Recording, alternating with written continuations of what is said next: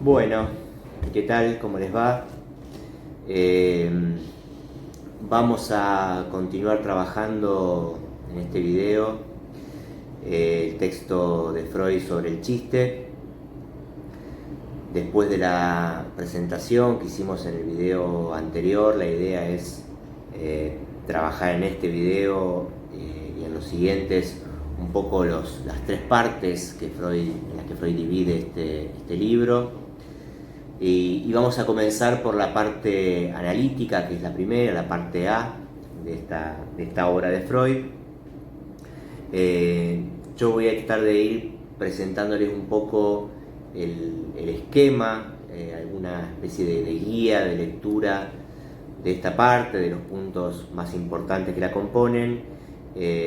con bastante apoyatura en el texto, es decir, siguiendo bastante de cerca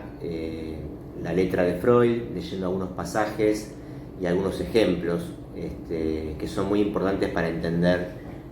lo que Freud quiere plantear en este apartado, en esta parte analítica. Lo que van a encontrar en principio en esta parte es una suerte de introducción que Freud hace al tema del chiste, en el cual va a trabajar los antecedentes que él ha encontrado respecto del chiste y de lo cómico. Yo algo les comenté en el video anterior acerca de Theodor Lipps, que es uno de los teóricos y de los referentes que Freud toma. Ustedes van a encontrar obviamente en el texto mucho más desarrollo de cada uno de estos antecedentes. Freud hace ahí un poco lo que en investigación se llama el estado del arte o los antecedentes de toda investigación, es decir, en ese sentido Freud sigue un poco el método científico en lo que respecta a hacer preceder su propia propuesta teórica de los trabajos más importantes que hay sobre ese tema, sobre esa área de investigación hasta ese momento, y a eso se lo denomina estado del arte, antecedentes, entre otros nombres que tienen las ciencias sociales. Dentro de estos antecedentes tenemos entonces a Lipps, el cual de alguna manera equipara, homologa al chiste con lo cómico, y es uno de los puntos que Freud le va a criticar o los que Freud se va a diferenciar. También rescata de un autor llamado Fischer la idea de que el chiste es un juicio que juega. Esa es la definición que Freud extrae de este autor, el chiste como un juicio que juega, porque evidentemente le va a permitir mostrar luego en otros capítulos la relación que hay entre el chiste, como decíamos la vez pasada, y el juego infantil, ¿no? De qué manera el chiste se presenta en la vida adulta como una manera de continuar, de prolongar el placer que obtenemos cuando somos niños en el juego, solo que en este caso el juego ya no va a ser tanto el juego lúdico con el cuerpo, sino el juego de palabras, es decir, un placer que es propio de la posibilidad que tenemos los seres hablantes de jugar con las palabras. Y señala también dentro de sus antecedentes el trabajo de un autor que se llama Jean Paul, del cual Freud extrae la idea de la brevedad, ¿no? Dice Jean Paul: la brevedad es el cuerpo y el alma del chiste. Y efectivamente es una de las características que Freud va a señalar respecto del chiste y que lo diferencia de otras formaciones del inconsciente, entre ellas el sueño. Como todos sabemos, el sueño, si bien puede presentarse de manera abreviada, es decir, uno puede, en virtud de la represión y de la censura, recordar poco de un sueño respecto del cual tiene la sensación de que fue mucho más largo. Lo cierto, dice Freud, es que el sueño no tiene como requisito la brevedad,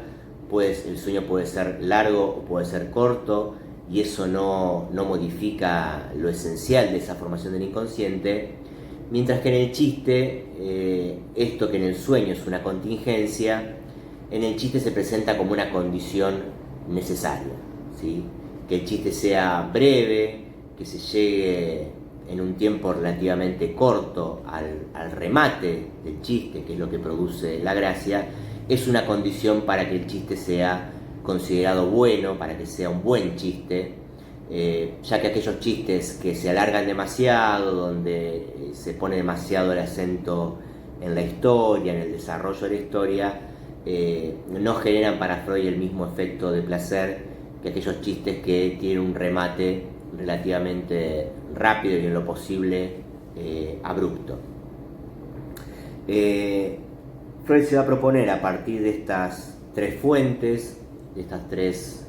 referencias, estoy usando acá fuentes bibliográficas, me refiero a estos tres autores, para mostrar cuál es el nexo entre estas definiciones que ha encontrado en estos autores y lo inconsciente, que recordemos es la novedad, lo que tiene de original el texto freudiano, que es que hasta ese momento ningún autor había puesto en relación el chiste y lo cómico con el inconsciente. Para Freud, en este capítulo, él considera que el placer del chiste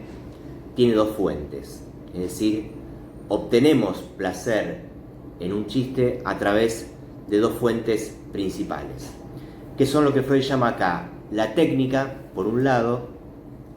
y las tendencias por el otro. Van a encontrar esos dos grandes bloques trabajados por Freud en esta parte analítica. Respecto de la técnica, yo algo ya les adelanté la vez pasada, respecto de cuál es el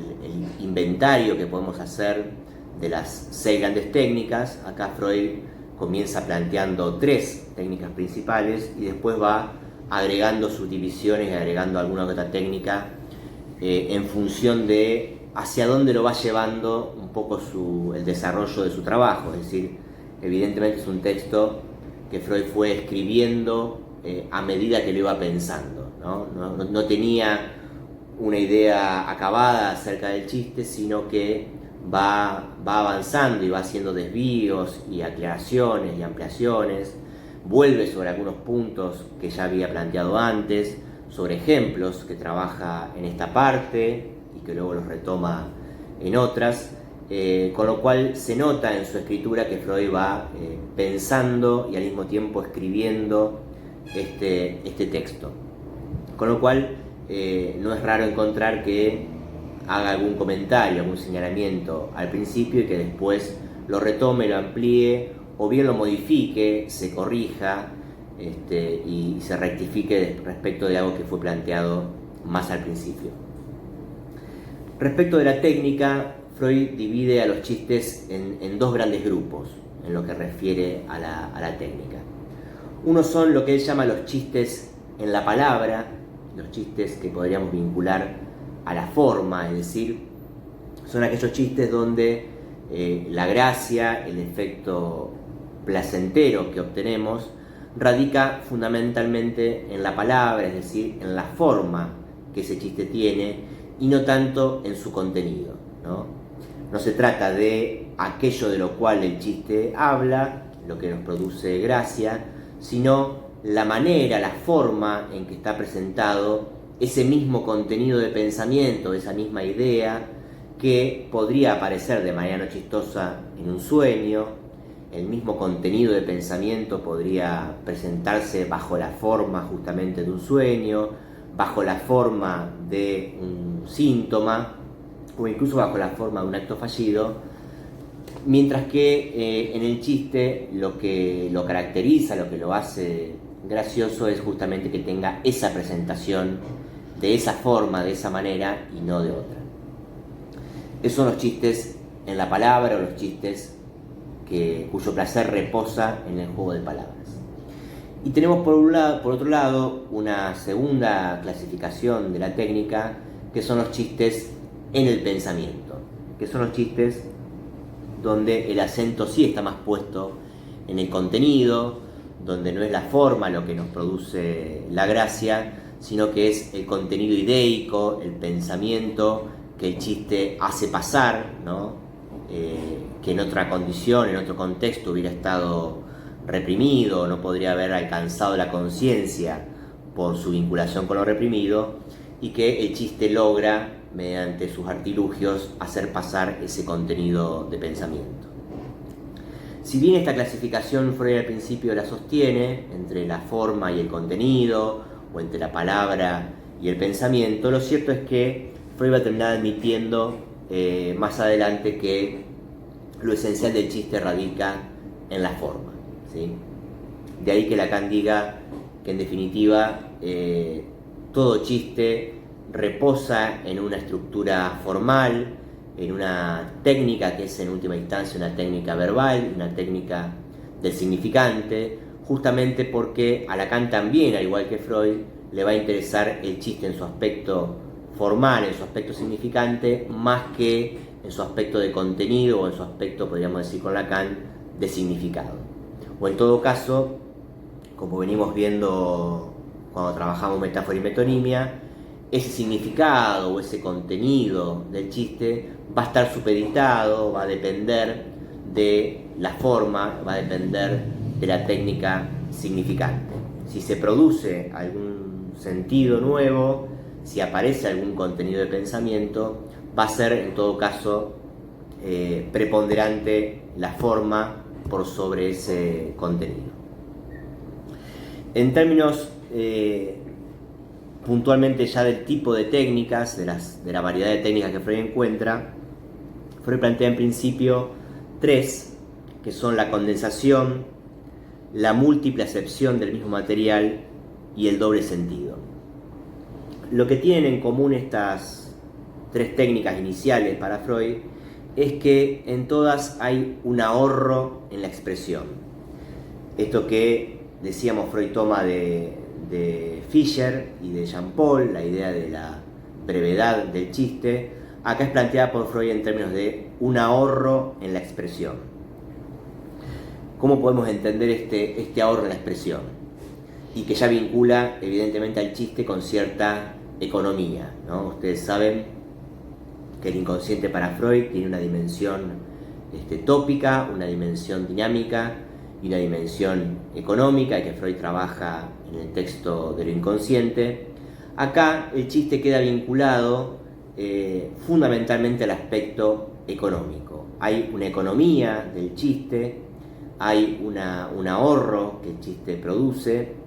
y ese ahorro, esa brevedad, ese carácter económico del chiste es en parte la fuente, el causante de que nos riamos, de que nos produzca gracia. Porque un contenido de pensamiento que seguramente llevaría muchas palabras ser expresado, ser explicitado, el chiste logra, y esa es su virtud, logra con pocas palabras poner en juego ese pensamiento inconsciente reprimido. Hay algunos ejemplos de este apartado que son paradigmáticos. Dos de ellos Lacan efectivamente los retoma en el Seminario 5, y hay algunos otros que no. Yo voy a leerles algunos como Freud los plantea, porque son chistes que nos interesa que especialmente ustedes en la lectura que hagan del texto pongan después el énfasis. El chiste con el cual Freud abre este texto, el chiste paradigmático, digamos, para Freud, es el de Famillonario. Y van a encontrar que Freud lo trabaja en la página 18, en la página 29 y en la página 134 de la edición de Amor Ortus. ¿Sí? Les doy las referencias para que después ustedes puedan ir al texto. Entendamos que si el chiste es un asunto del significante, es un asunto que concierne al trabajo con los significantes y con la palabra, es muy importante conocer la letra del chiste, conocer la textualidad en la cual está armado, ¿no? A veces en los exámenes, se los comento un poco a modo de recomendación, a veces en los exámenes se muestra una gran solvencia teórica a nivel de los contenidos de la materia, pero cuando se trata de los ejemplos, tienen que comentar algún ejemplo o articular algún ejemplo de los que trabaja Freud, de los que trabaja Lacan, eso suele estar un poco flojo, no se acuerdan los nombres, no se acuerda un poco de qué va la historia o de qué va el relato. E insisto, si el chiste depende del significante, no podemos no conocer los significantes del chiste, no podemos desconocer el relato del chiste como no podemos desconocer el relato de un sueño a la hora de interpretarlo. Con lo cual es muy importante que ustedes lean los ejemplos tal cual Freud los nombra, que se los aprendan, que se aprendan cuáles son los personajes, los nombres de esos personajes, que en muchos casos tienen un papel importante en el desciframiento de ese chiste, etc. Por eso les doy las referencias de dónde van a encontrar puntualmente trabajado en Freud el ejemplo de Famillonario, que son la página 18, 29 y 134. El chiste de Famillonario es uno de los tantos chistes que Freud extrae de un libro de Henry Heine, autor importante en la Alemania de Freud, que tiene un libro que se llama Estancias de viaje. No recuerdo si lo pusimos a disposición en la bibliografía ampliatoria, pero yo lo tengo en PDF y en cualquier caso se los puedo facilitar para que también tengan la posibilidad de leer estos ejemplos de chiste del propio Heine. Freud toma muchísimos ejemplos en este libro de Heine. Los dos que voy a comentar ahora son del mismo autor, ¿no? Y en algunas ocasiones, en muchas ocasiones, les diría, Henry Heine se ubica como un personaje más del chiste, es decir, el autor van a ver que aparece representado en cada ejemplo de chiste como siendo parte del chiste, como uno de los personajes del relato. En el caso de Famillonario se trata de el encuentro entre Henry Heine, autor y personaje a la vez, con un personaje al que él llama Hiyazint, que es un vendedor de lotería, así lo describe Heine, vendedor de lotería, pobre, famélico, es decir, no favorecido económicamente, en una cierta situación, digamos, de precariedad económica, que se dedica a la venta de lotería, y que se encuentra este personaje inventado por Heine, se encuentra con el propio Heine en Los baños de Lucas, que así se llama el apartado donde aparece este chiste de Famillonario, ¿no? Los baños de Lucas. Se encuentran allí y Hiyazint, que comparte con Henry Heine las mismas iniciales, y esto es un dato importante que tanto Freud como Lacan destacan, el hecho de que el autor del chiste y el personaje en cuestión compartan las mismas iniciales, Henry Heine, Hiyazint, es decir, HH, tanto el nombre de pila como el apellido, tanto del autor como del personaje comienzan con H. Eso va a permitirle a Freud y a Lacan luego plantear que hay una suerte de identificación entre el autor y su personaje, ¿no? O podríamos decirlo también así, un desdoblamiento del autor entre él y su personaje, ¿sí? De alguna manera, Hiyazint es un otro yo, es un yo especular, imaginario, que no es más que un doble del propio Heine. Con lo cual, eso le permite entender a Freud que aquello que le pasa a Hiyazint, aquellas penurias económicas que vive el personaje, son también las penurias económicas y la situación de vida del propio Heine, que efectivamente, como cuentan los biógrafos del autor, efectivamente vivía bastante en condiciones precarias, vivía en la pobreza, estaba siendo mantenido durante mucho tiempo por un tío millonario que le prestaba dinero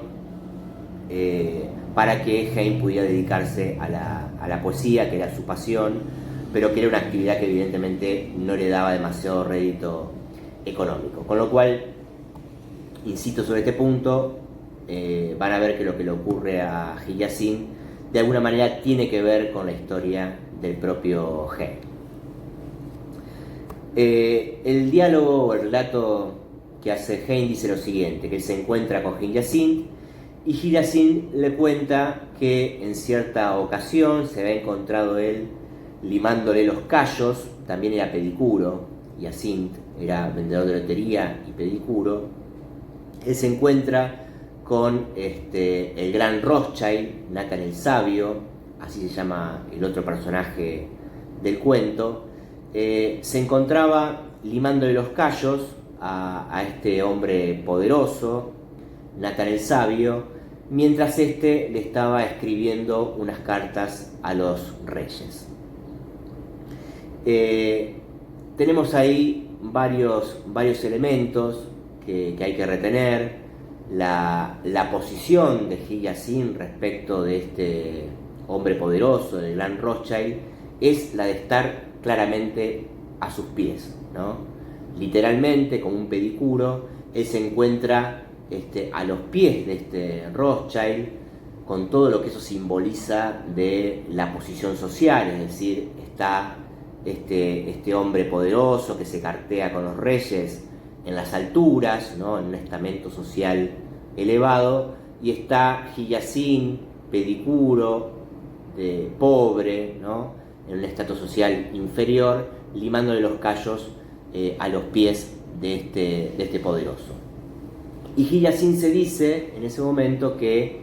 él es un hombre importante, él, no Rothschild, sino Hiyazin, que él es un hombre importante en definitiva porque según cómo él le lime los callos a gran Rothschild, eso va a incidir en las alturas, ¿no? Es decir, que el estado de ánimo de este hombre poderoso va a estar influenciado por cómo él le lime los callos, y de alguna manera si él hace mal su trabajo, eso va a afectar a Rothschild, y Rothschild se la va a agarrar a su vez con los reyes, ¿no? Entonces, ¿qué es lo que Freud señala ahí? Cómo, y Lacan también, cómo hay una cierta infatuación, ¿no? Un creerse más importante, esto quiere decir infatuarse, ¿no? Creerse más importante de lo que uno es por parte de este personaje famélico, pobre, pedicuro, que imaginariamente, ¿no? Considera que lo que él hace tiene una incidencia en las decisiones de alguien que está muy por encima en la escala social de él. Sin embargo, Hiyazin se consuela diciendo, bueno, yo soy un simple pedicuro, pero mi trabajo de alguna manera es importante porque va a repercutir en las decisiones que tome el gran Rothschild. Esa infatuación, esa identificación imaginaria con una posición social más elevada que la que el individuo tiene, es uno de los elementos que va a ir preparando el remate de este chiste. Después de contar esa anécdota, Hiyazin recuerda otra situación, podríamos decir en términos lacanianos por conexión metonímica, por contigüidad. Él está hablando de este Rothschild y se acuerda de otra situación en la que también se encontró con un Rothschild, en este caso Salomon Rothschild, es decir, comparte el mismo apellido que el otro hombre poderoso al cual le estaba limando los callos, pero son personas diferentes, son personajes diferentes, que quedan conectados por contigüidad, por asociación metonímica, porque poseen el mismo apellido, ¿no? Entonces Hiyazin dice que esto que le está contando a Heine le recuerda a su encuentro con Salomon Rothschild, también millonario, también un personaje poderoso, de un nivel social elevado, al cual él fue a venderle unos boletos de lotería, y como Rothschild era el dueño de una agencia de loterías, dice Hiyazin que lo recibe muy amablemente, le dice: yo no voy a permitir que un colega mío coma en la cocina con la servidumbre, por favor venga a sentarse conmigo a mi mesa. Entonces dice Hiyazin que Salomón Rothschild, este millonario, lo trató de una forma muy amable, de una forma del todo famillonaria, ¿sí? Me trató, dice Hiyazin, me trató como un igual, me trató como uno de los suyos, de una manera del todo famillonaria. Y en ese remate, en esa introducción de este neologismo famillonario, dice Freud que radica la gracia o el efecto chistoso del relato. Fíjense cómo en esta segunda situación, esta segunda escena del relato, se mantiene algo que ya aparecía en la primera, que es el carácter infatuado de Hiyazin, de sentirse importante, de sentirse un par, un igual, ¿no? Toda esta sensación que él describe, según Lacan, alimenta la identificación imaginaria por parte de este pobre vendedor de lotería, que considera que él es un igual, un par, idéntico imaginariamente a Salomón Rothschild, por el solo hecho de estar sentado a su mesa y por haber recibido por parte de un trato cordial, ¿no? Con lo cual, el enunciado completo del chiste queda dicho, según Freud, como: tan cierto como que Dios ha de darme todo lo bueno, dice Hiyazin,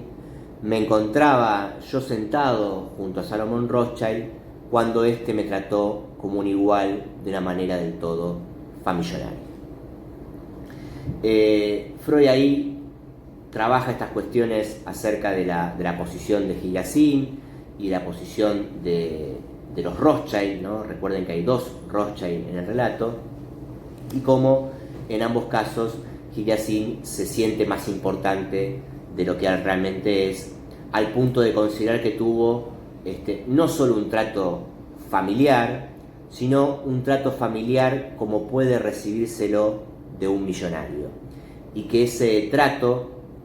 esa vinculación entre la familiaridad del trato y la condición social de Rothschild, es decir, ser un millonario, es lo que causa esta condensación entre lo familiar y lo millonario, ¿sí? Ser tratado familiarmente por un millonario es, digamos, para Freud, el contenido del pensamiento que hay detrás de este significante, de esta condensación metafórica, diríamos con Lacan, que es famillonario. Cuando Freud analiza un poco más en profundidad cuál es el sentido y qué es lo que hay en juego en este ejemplo, nos dice que podemos llegar a descifrar, a conjeturar que el significante que allí está reprimido es familiar por varios motivos. Por un lado hay una cuestión, podríamos decir, motivos estructurales y motivos históricos, ¿sí? Ya que historia de estructura es un poco el tema que nos va a estar rondando cuando trabajemos formación del inconsciente. Siempre se trata de ver cómo la historia del sujeto de alguna manera tiene su lugar en la estructura. Por el lado de la historia del sujeto, de la historia de Heine en este caso, es decir, no del personaje sino del autor, pero que comparte las mismas iniciales que el personaje, Freud encuentra que Heine efectivamente tenía este tío millonario, que yo les decía, que lo había bancado económicamente, y que se llamaba Salomon Heine. Es decir, tenía el mismo apellido que el autor del chiste, Heine, pero además el nombre propio, el nombre de pila, Salomon, es el mismo nombre que tiene el personaje del chiste Salomón Rothschild. Con lo cual, Freud encuentra ahí una conexión entre los nombres de pila de ambos millonarios, el personaje del chiste y el tío millonario de Heine, llamado también Salomón. Y ocurre que este tío tenía una hija de la cual Heine estaba enamorado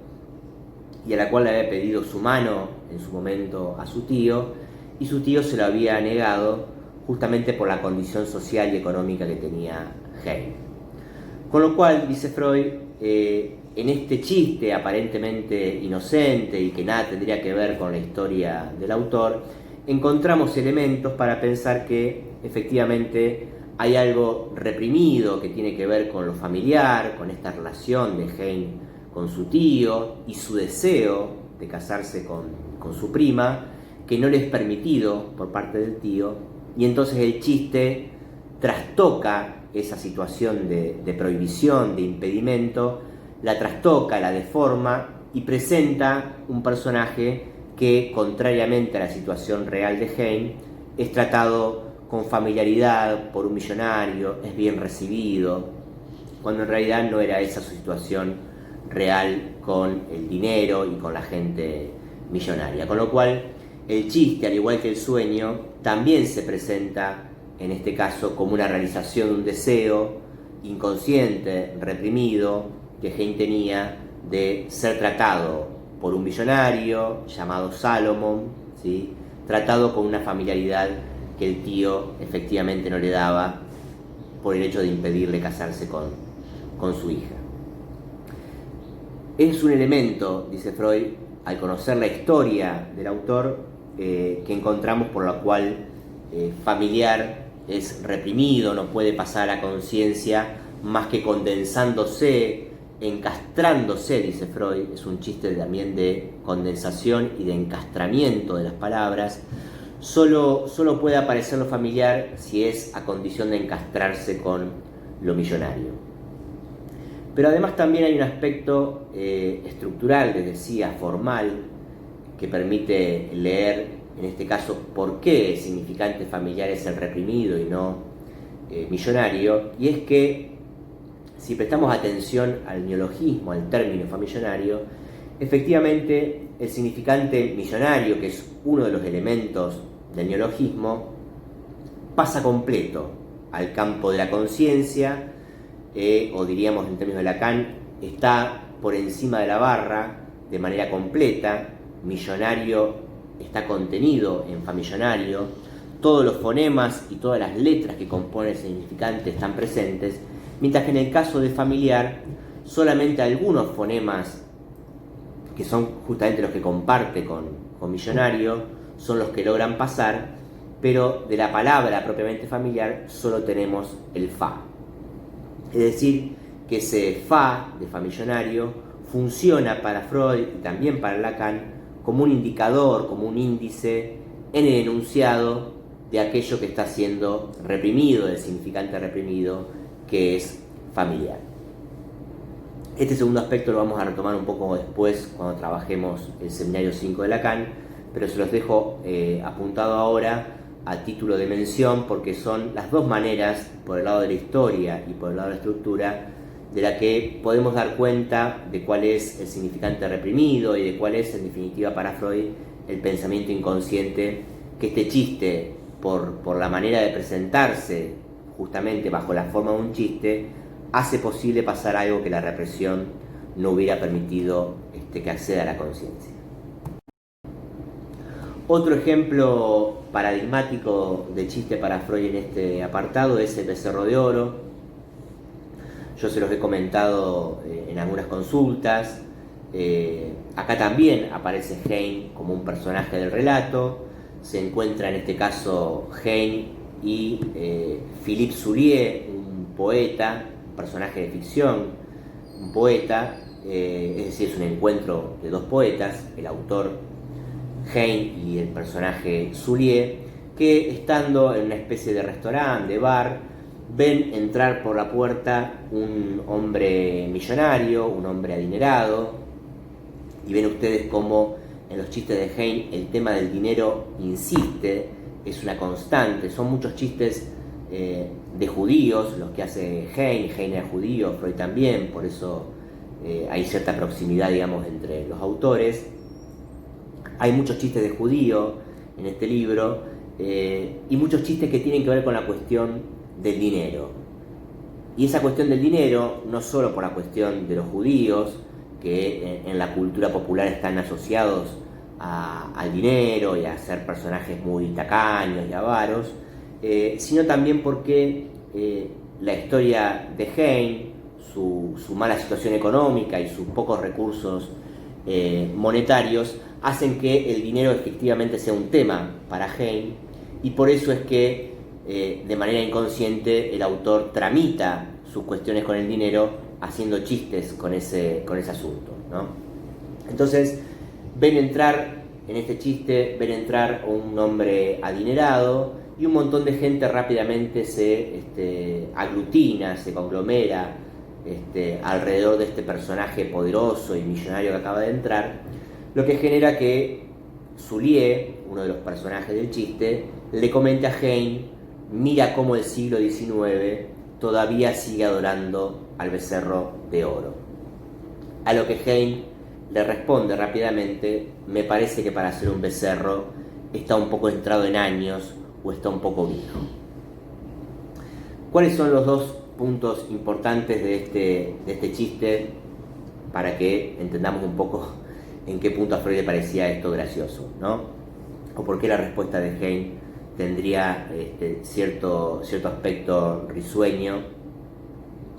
Es que por un lado Soulier, el poeta que hace el primer comentario,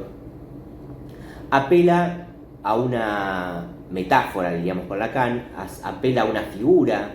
bíblica que es el becerro de oro. Cuando él dice mira cómo el siglo XIX todavía adora al becerro de oro, hay una alusión, casi digo una alucinación, aunque algo de eso hay evidentemente, porque él ve ahí un gesto de adoración que era propio del pueblo judío y que está en un relato bíblico del Éxodo.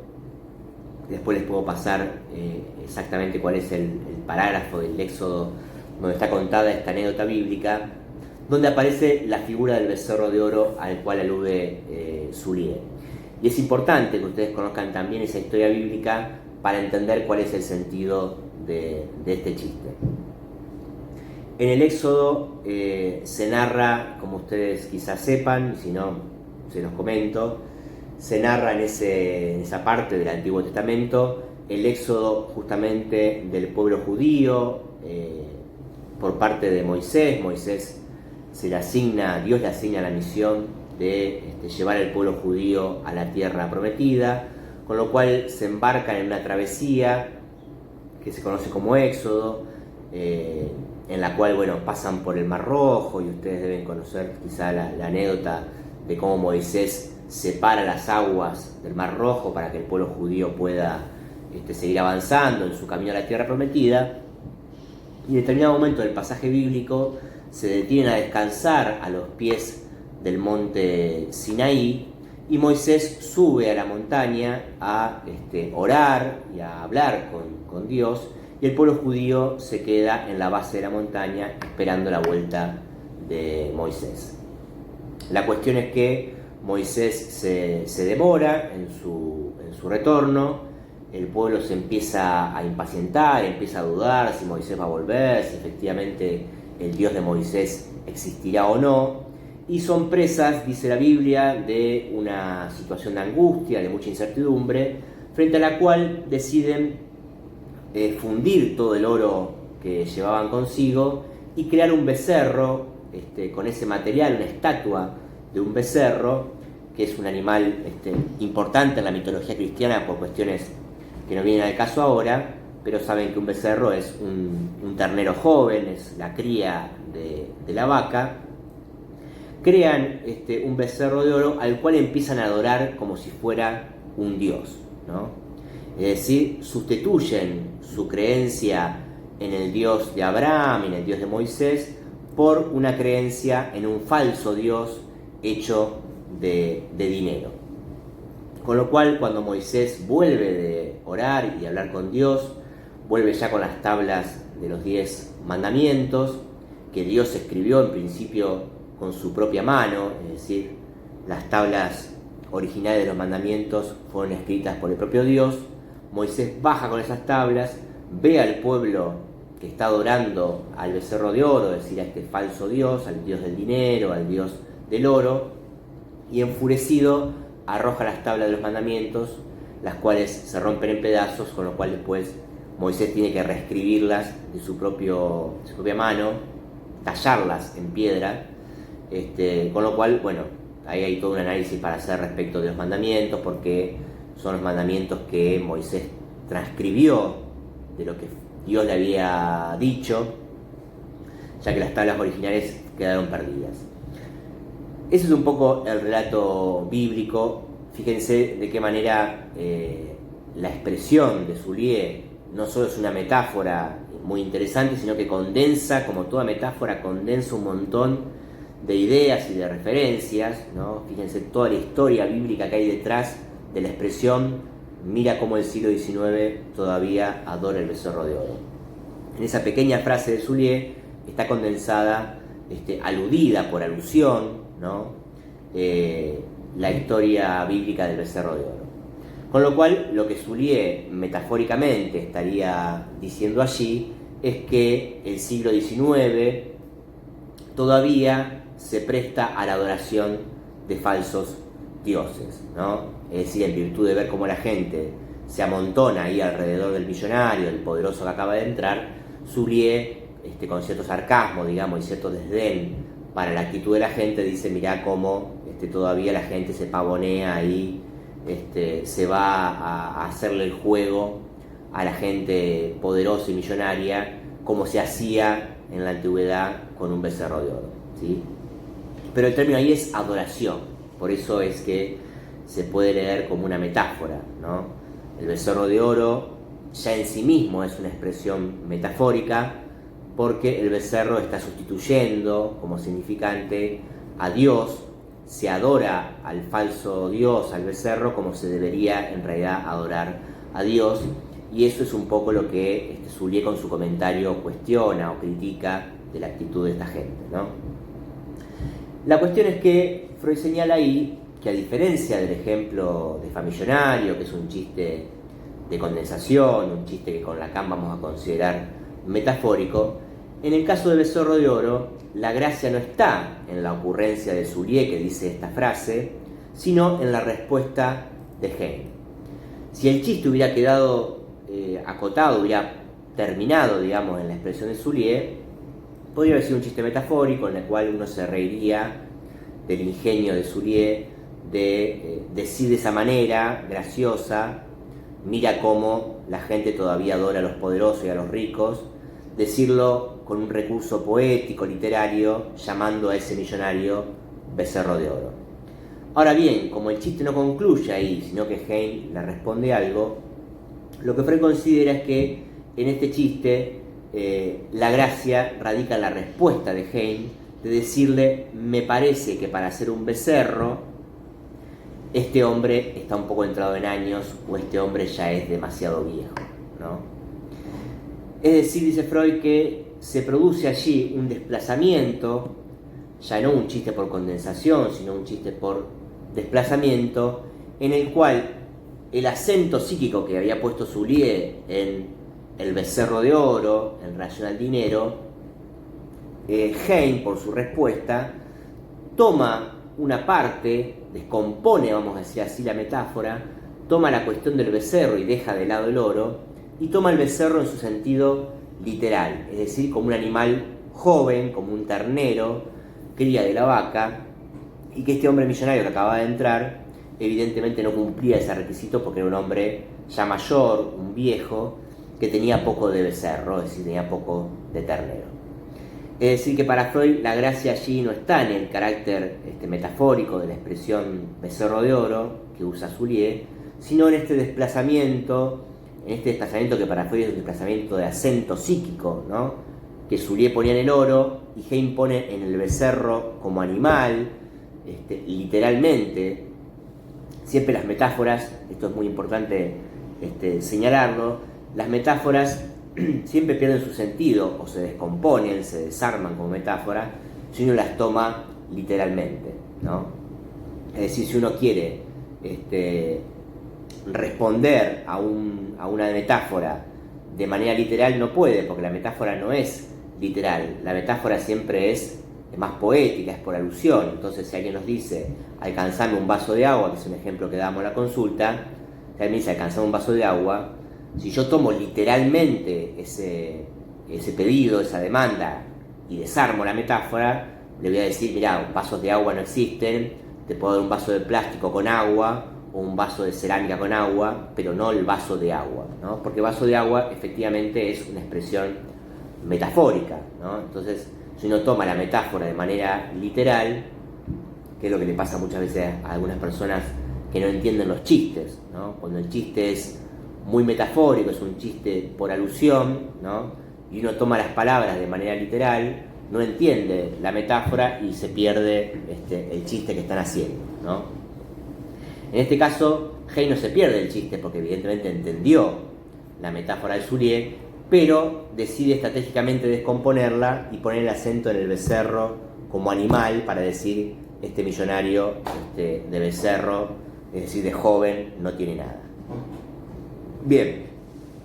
este es un poco el punto que Freud quiere señalar respecto del becerro de oro, de diferenciarlo del famillonario. Chiste de condensación el primero, chiste de desplazamiento el segundo, chiste metafórico en términos de Lacan el famillonario, chiste metonímico el de becerro de oro. Vamos a volver también sobre este ejemplo porque Lacan lo trabaja en el seminario 5. Les sugiero que lo lean, el de becerro de oro está en la página 47, y que traten de ver, porque no vamos a tener tiempo ahora por lo que llevamos ya de video, traten de poner en relación este ejemplo de becerro de oro con otros dos ejemplos que Lacan no retoma, pero que son interesantes de leer en Freud, que son el de has tomado un baño y el chiste del salmón con mayonesa, ¿sí? Les digo un poco los títulos, si bien los chistes no tienen títulos, les digo un poco de qué manera se los reconoce a esos chistes en la literatura analítica, ¿no? El chiste de has tomado un baño y el chiste del salmón con mayonesa, que son dos chistes que tienen una estructura similar a la del becerro de oro. Es decir, son chistes que Freud da como ejemplos de chistes cuya técnica es el desplazamiento, y que los van a encontrar en la página 48 y en la página 49, ¿sí? Léanlos, familiarícense con esos ejemplos de la misma manera que con becerro de oro y famillonario, es decir, de una forma que puedan ser capaces de contar la historia, de contar quiénes son los personajes y los elementos que están en juego, porque en todos los ejemplos el valor significante es tan importante que si uno no conoce un nombre de uno de los personajes o no conoce bien de qué va la historia, no se entiende verdaderamente cuál es el sentido o la gracia de ese chiste. También van a encontrar en la página 29 y en la página 52 referencias al chiste y al sueño, y en la página 60 el ejemplo del caldero agujereado. Yo voy a dejar acá por el tiempo, ya llevamos casi 50 minutos de video y no quiero que se les haga tan pesado luego para verlo. Voy a hacer en todo caso una segunda parte de la parte analítica para comentarles algunos puntos acerca de lo que Freud llama la tendencia del chiste, que es la segunda fuente de placer. Bueno, espero que se haya entendido. Cualquier cosa vamos retomando estos puntos más ampliamente en las consultas, así que bueno, a su disposición para cualquier duda que tenga o cualquier inquietud. Nos vemos en el próximo video y el martes que viene en el espacio de consulta. Les mando un gran saludo.